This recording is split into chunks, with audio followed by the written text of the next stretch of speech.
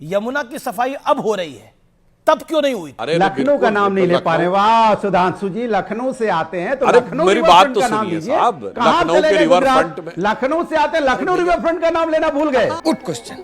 अगर यमुना और गंगा साफ नहीं है तो योगी जी तो कह के डुबकी लगा के जा रहे हैं संगम में पूरी कैबिनेट के साथ। अब बताइए केजरीवाल जी काहे नहीं लगा पाए? कुछ कहीं पर चोरी होता है, टोटी को बीच में ले आते हैं। नहीं लाए, वो तो लड़ाई लड़ने का इनका जो स्वांग था वो पूरी तरीके से बेनकाब हो गया है। तो सुधांशु भैया की और बाकी पैनल में सभी को बता दूं कि दूल्हा बीजेपी ढूंढ रही है, उसमें विपक्ष का कोई रोल नहीं है। अभी बदत है भाई, अभी बदत है करके कहा बैंड बाजा तो छोड़िए, अभी तो आप रोना गाना कर रहे हैं। कोई रोना गाना नहीं कर रहे हैं, बिल्कुल रोना गाना कर रहे हैं। यमुना को राज्यों में क्यों बांटा जा रहा है भाई? यमुना हमारी माँ है, उनको पार्टियों में क्यों बांटा जा रहा है? अगर केंद्र सरकार 10 साल पहले चाह लेती तो यमुना मैया साफ नहीं हो जाती। चलो भाई देखो अपने क्या करना। लेकिन आप तो रोना गाना अरविंद केजरीवाल के लिए कर रहे हैं। दूल्हे के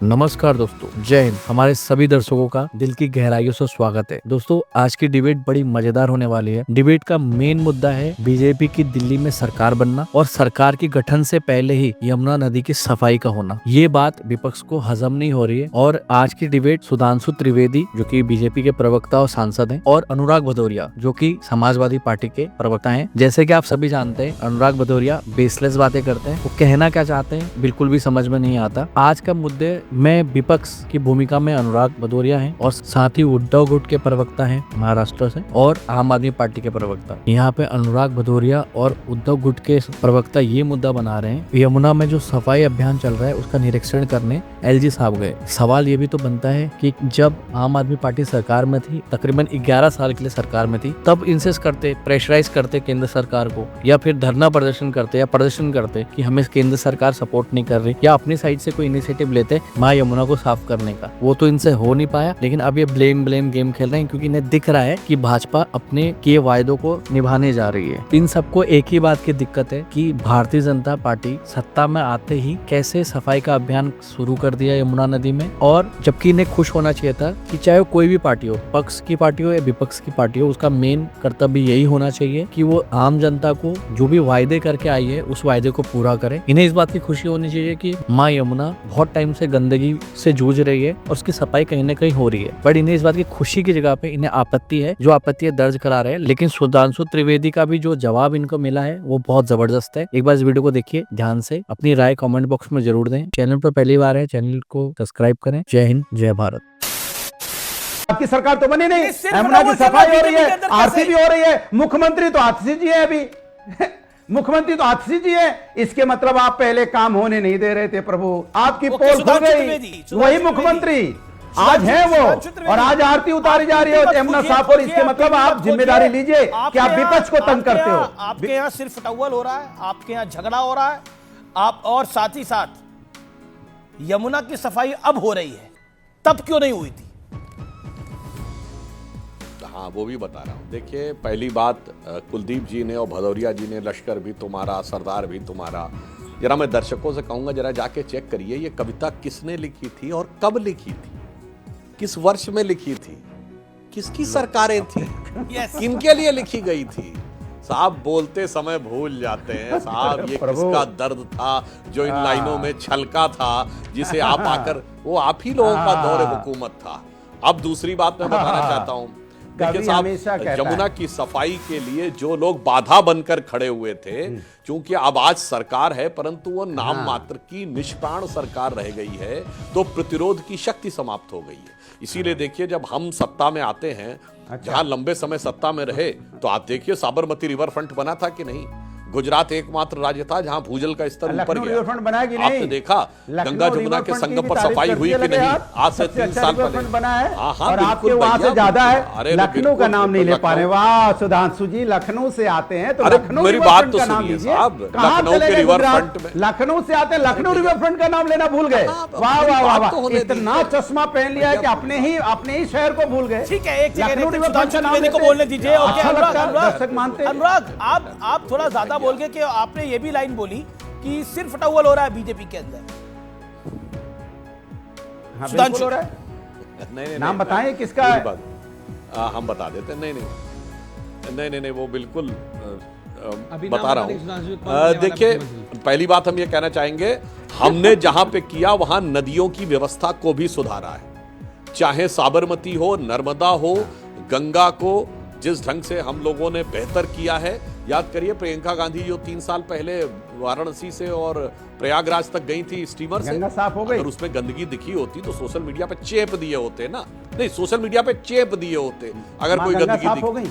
ये इस बात का प्रमाण है, इसलिए आश्वस्त रहिए। अब जमुना में भी आप 5 साल का वक्त दीजिएगा, बिल्कुल साफ साफ दिखाई पड़ेगा। जमुना साफ हो गई। परंतु जो आप लोग कहने का प्रयास करते हैं, अरे भैया मैं तो कह रहा हूं ना, आज आप देखिएगा अभी अगर जमुना और गंगा साफ नहीं है तो योगी जी तो कह के डुबकी लगा के जा रहे हैं संगम में पूरी कैबिनेट के साथ। अब बताइए केजरीवाल जी काहे नहीं लगा पाए?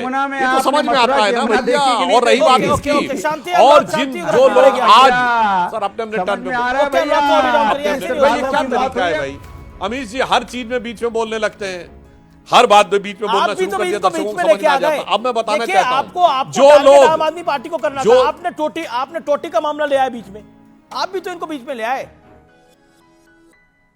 कुछ कहीं पर चोरी होता है, टोटी को बीच में ले आते हैं। नहीं लाए वो तो नहीं वो कैसा होता, कुछ चीजें किसी चीज की प्रतीक बन जाती है। तो जैसे टोटी किसी चीज की प्रतीक बन, जैसे लाल टोपी इनकी प्रतीक है समाजवादी पार्टी की, वैसे ही संयोग से जब कोई ऐसा विषय आता है तो टोटी भी प्रतीक बन गई है। तो मैंने नहीं कहा है, मेरे टीवी चैनल पे बैठने से पहले अमीश जी ये तमाम चीजें सोशल मीडिया पे लिखी हुई थी, तो उसके लिए मुझे दोष देना उचित नहीं है। मुझे लगता है इन लोगों को इस विषय के ऊपर सफाई देनी चाहिए, तो यह बताना चाहिए कि किस पर। और आप एक और मजेदार बात देखिए, मतलब वो ठीक है, एक वो नितांत व्यक्तिगत बात है, मैं कि नहीं वो कहना चाहता, पूर्व मुख्यमंत्री के रूप में बंगला अलॉट होता था। अब वो सुप्रीम कोर्ट के आदेश के बाद समाप्त हो गया, मगर पूर्व मुख्यमंत्री के रूप में लखनऊ में मुलायम सिंह जी को भी बंगला अलॉट था और अखिलेश जी को भी बंगला अलॉट था।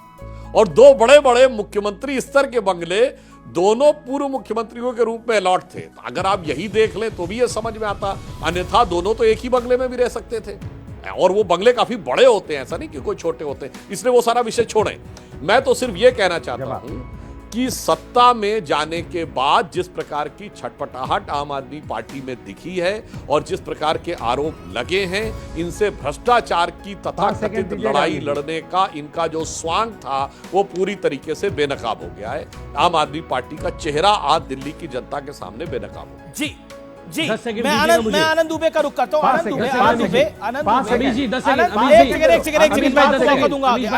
Dubey on screen. आनंद दुबे मैं बिल्कुल आपको आगे मौका दूंगा। आनंद दुबे अभी तक एक बार भी नहीं बोले। आनंद दुबे, आदित्य ठाकरे ने कपिल सिब्बल साहब के साथ एक माफ करिए संजय सिंह ने एक पॉडकास्ट करा, उसमें बड़ी सारी इलेक्शन की बातें बोली और आदित्य ठाकरे भी आए थे अरविंद केजरीवाल को सांत्वना देने के लिए, और उसके बाद वो भी बड़े सारे आरोप लगा रहे हैं। क्या आपको लगता है कि इलेक्शन मैनेज हो सकता है भारत जैसे लोकतंत्र में? अमीश भाई नमस्ते। देखिए ऐसा है विषय कि बाराती पूछ रहे हैं घरातियों से कि दूल्हा कौन है। कभी ऐसा सुना है आपने? अरे घराती नहीं बताता दूल्हा कौन है, दूल्हा बाराती बताते हैं। तो सुधांशु भैया के और बाकी पैनल में सभी को बता दूं कि दूल्हा बीजेपी ढूंढ रही है, उसमें विपक्ष का कोई रोल नहीं है। 10 दिन बीत गया, आप चाहे 100 दिन बाद भी दूल्हा देंगे, हम नतमस्तक होकर उस दूल्हे का स्वागत करेंगे, बैंड बाजा लेकर आएंगे।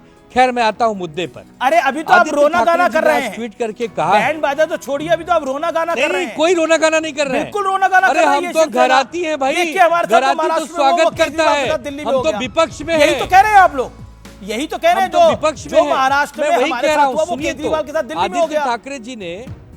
आदित्य ठाकरे जी ने एक बहुत अच्छा ट्वीट किया है। उस ट्वीट में साफ उन्होंने स्पष्ट कहा है कि एलजी साहब आज यमुना के पास पहुंचे हैं और सफाई का जायजा ले रहे हैं। वाह एलजी साहब वाह, आप एलजी साहब हैं दिल्ली के। क्या आप चाहते तो पहले यमुना साफ नहीं हो जाती? और यमुना को राज्यों में क्यों बांटा जा रहा है भाई? यमुना हमारी माँ है, उनको पार्टियों में क्यों बांटा जा रहा है? अगर केंद्र सरकार 10 साल पहले चाह लेती तो यमुना मैया साफ नहीं हो जाती। आपकी मंशा नहीं थी, आप जानते हैं कि अरे भाई अरविंद केजरीवाल जितने बदनाम होंगे हमें लाभ मिलेगा, यमुना मैया से क्या लेना देना, हमें तो सत्ता से लेना देना है। आपने पहले यमुना मैया को गंदा होने दिया, उसके बाद जब आप चुनाव जीते अपनी छवि चमकाने के लिए आप वहां मशीन लगाकर साफ कर रहे हैं, वहां आरती कर रहे हैं। सुनिए, बहुत बड़ा इल्जाम लगा रहा है। सीएम रहते हुए चिट्ठी लिखी कि यमुना को साफ किया जाए और भारत की सरकार उसमें मदद ठीक बात, करे। वो तो उल्टा कहते थे। नहीं, उन्होंने ठीक तो बात। 2020 यहाँ में कहा अरविंद कि केजरीवाल यमुना जी को की मैं बात साफ नहीं कर है। दूंगा और उसमें डुबकी लगा के दिखाऊंगा। जब 5 साल वो नहीं कर पाए, केजरीवाल उन्होंने जी बोला की बात कि नहीं यमुना है। के बल पर थोड़ी चुनाव जीते और हारे जाते हैं। यहाँ अरविंद केजरीवाल जी की बात नहीं है, अब बात है भारत के यशस्वी प्रधानमंत्री जी, गृह आप मंत्री तो रोना गाना अरविंद केजरीवाल के लिए कर वाले रहे नए हैं। दूल्हे के मनसा आप पर कांग्रेस को सांत्वना देने के लिए नहीं, हम पहुंचे थे। रोना गाना लोकतंत्र के लिए कर रहे हैं। 0 सीटें आई हैं। हम लोकतंत्र के लिए रोना गाना कर रहे हैं। हमारे महाराष्ट्र में सबूत के लिए गांव है मार्कड़वाड़ी, वहां पर 2000 मतदाता हैं, वहां पर वोटिंग होती है, जीते हुए विधायक के समर्थन में केवल 500, जबकि होनी चाहिए थी 1000। पूरा का पूरा गांव सड़कों पर आ गया। गांव कह रहा है कि हम चुनाव आयोग के इस फैसले को नहीं मानते, हम अभी जिंदा है, हम अभी जीते जागते हैं, उसके नहीं व्हाट्सएप खबरें, नहीं, व्हाट्सएप बात को नहीं, चलाएं। मेरा आप निवेदन है, अगर जनता जिम्मेदार की चैनल है और बातों को जिम्मेदार अननेसेसरी प्रवक्ता है। कहेंगे, ओके। आप लोकतंत्र की बातों को अगर अननेसेसरी कहेंगे तो दुर्भाग्यपूर्ण है। मैं दुर्भाग्यपूर्ण नहीं कह रहा, मैं कह रहा हूं कि हम चौथा वो स्तंभ है, फैक्ट्स लोग उस रखें पर तो विश्वास जेन्युइन है। कैसे ओके, गौरव, करेंगे? ओके।